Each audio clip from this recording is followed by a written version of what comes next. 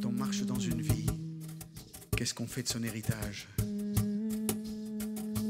Plus je marchais, plus il me semblait que je mourrais sous le poids de la bête. Plus je marchais, plus il me semblait que je mourrais sous le poids de la bête.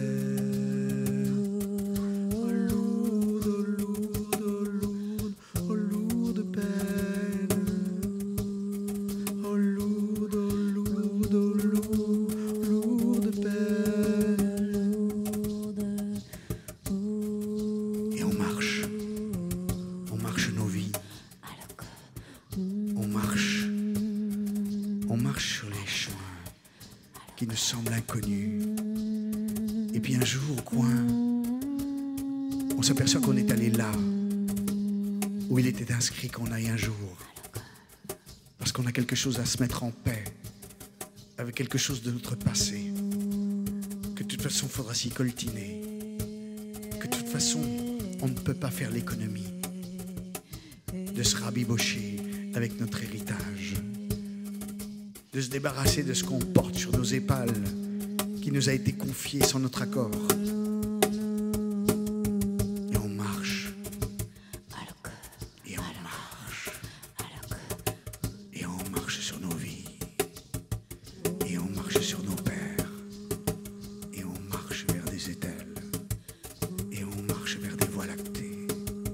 Et on marche vers soi.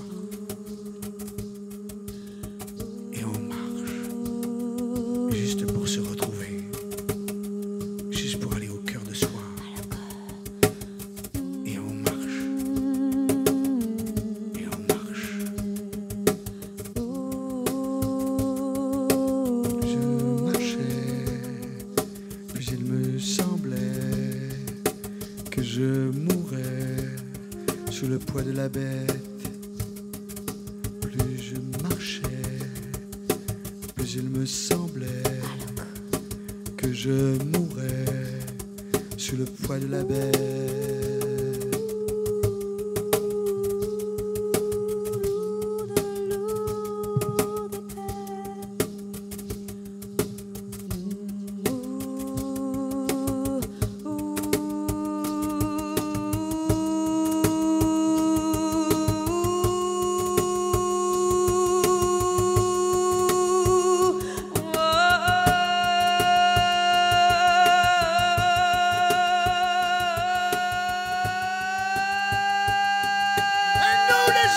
Si petit, si grand, on marche vers le temps qui était derrière et qui nous apparaît devant.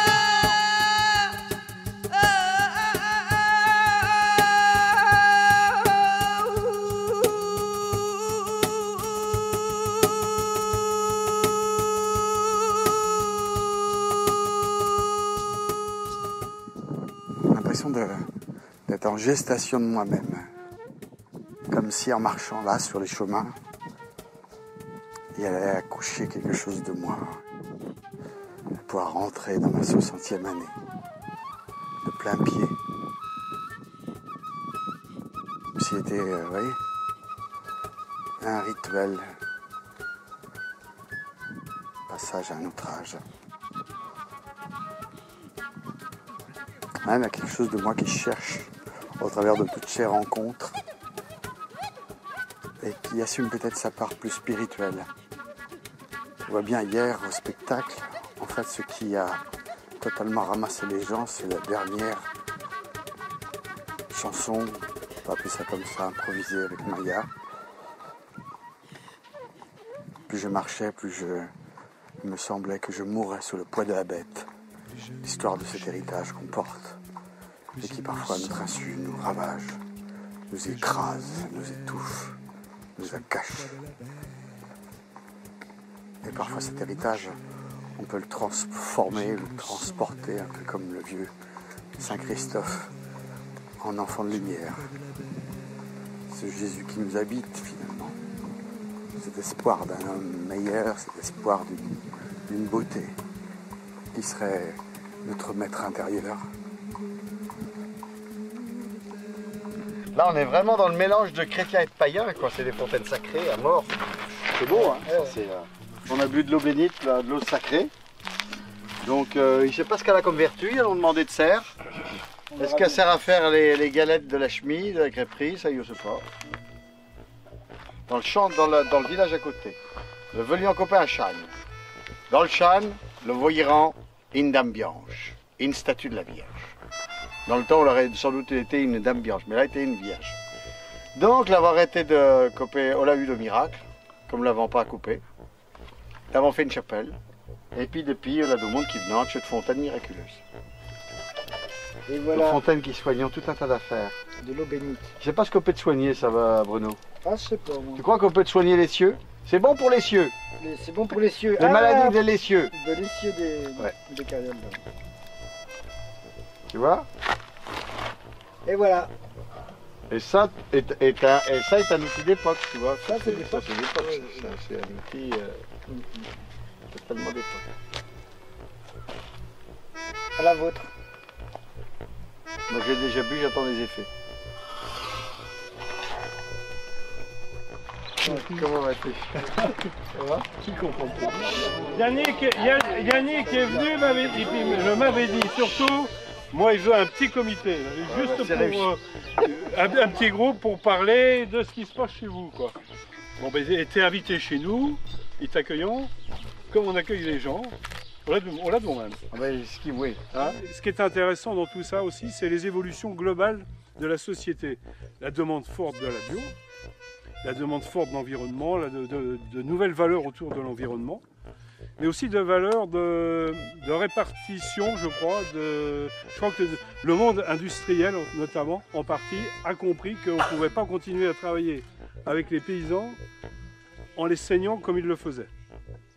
Et il faut répartir. T'as dit ça à Michel-Édouard Leclerc aussi? Non. Mais on en a parlé avec des partenaires locaux qui sont présents.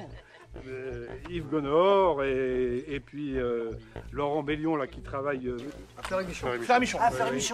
Fleury-Michon. Entreprise locale.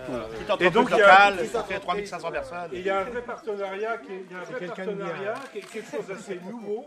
Même moi, pour moi, c'est révolutionnaire, je veux dire le mot, dans le respect qu'il y a entre l'entreprise, les producteurs, et puis même, on sait que Fleury-Michon a une certaine politique d'entreprise qui n'est pas banale, en général, mais là il y a un acte supplémentaire, il y a un pas supplémentaire qui va jusqu'à la production. Et ça c'est vraiment très bien. C'est assez unique ça en France. Le lien entre une industrie et des producteurs locaux d'un bassin quoi comme ça. On a eu la chance, une chance extraordinaire quand on a créé le Jardin des Puits. C'est quoi le Jardin des Puits? Qui est un chantier d'insertion basé sur le maraîchage biologique. La chance qu'on a eue, c'est qu'effectivement au départ, on avait l'envie de créer ce chantier, on n'avait pas le savoir-faire du bio et on a eu la chance de rencontrer Laurent et Jean-Marie qui sont rentrés tout de suite dans le comité technique, technologique. Hein. Et c'est comme ça qu'on s'est connus. Il est vrai qu'aujourd'hui, ça interpelle beaucoup de gens, ce qu'on est en train de faire. Ce qui nous paraissait complètement improbable il y a 20 ans est devenu possible. Ça montre d'abord parce qu'on a appris à se connaître. On était... A priori, Yves comme moi, on n'était pas. Moi, je ne pensais pas qu'un jour une relation plutôt amicale, on va dire, soit établie ensemble. On est Un gauchiste et un gros industriel. voilà. mais si. Là, il va bien te dire que là, tu mets ça avec soit un jouk, ben tu te dis où qu'ils vont mettre la charrue. Hein. Un vrai partenariat se construit sur la confiance. Alors la confiance, elle ne se crée pas sur un coup de dé ou pas sur l'hypothétique de savoir qui sera perdant, qui sera gagnant. Et là, il y a une dimension c'est-à-dire de dire, on prend pas les gens pour du diable ou pour, tu vois, et donc il y a du possible quand il y a du pour, quoi. Oui. D'où le champ du possible. Oui, 70% du capital de cette structure appartient aux paysans qui sont dans cette structure. Et 30% c'est ouvert. On a voulu ouvrir aux transformateurs et aux distributeurs. Aujourd'hui, il n'y a que Fleury-Michon, qui est un transformateur. Mais demain, peut-être qu'il y aura un distributeur. Peut-être que Michel-Édouard Leclerc viendra nous voir. Peut-être qu'on lui dira pas oui, mais ça pourrait être système U. Non, mais l'idée en fait de ça, c'est bien de se dire, d'abord c'est nous qui pilotons, 70% c'est nous, donc c'est nous qui décidons à qui on met et où va le commerce, comment. Mais après c'est de se dire, nous on a envie de comprendre comment Fleury-Michon fonctionne, quelles sont ses contraintes, et nous on a envie de montrer à Fleury-Michon quelles sont les nôtres. Nous avons eu une éducation chrétienne avec un sens de l'engagement, un sens de l'engagement autour de l'emploi, du respect des gens. Et je crois que c'est ce qui a fait, à mon avis, la différence avec d'autres régions dans le territoire, c'est certain. On est tous issus de ça, quoi. On est tous issus Mais vous vous rendez bien compte que cette perte de ces mouvements d'éducation populaire, qui était vraiment de la base, de la formation de base du citoyen, parce que ce fameux trépied, famille, école, éducation populaire, là on l'a perdu.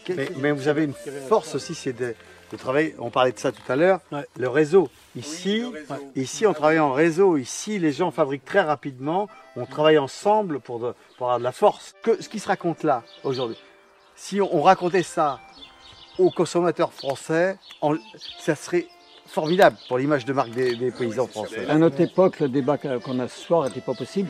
Et j'ai l'impression que vous êtes un groupe qui bouge, qui est en mouvement, quoi. Et que vous vous retrouvez à partir de...